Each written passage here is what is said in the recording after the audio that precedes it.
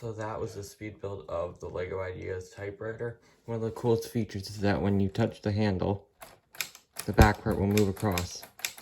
And it works for any key except for these four.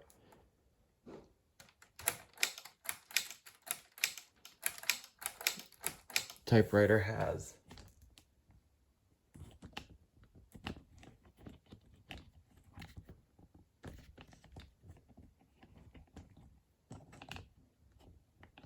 sorry about that. It's my tripod.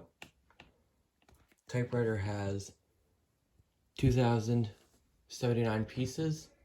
It's LEGO Ideas number 35, and it's about $200 if you're gonna buy it. I personally had this set, so it was just a rebuild of it. So that was it. Please smash that like and subscribe button, and I'll see you next time.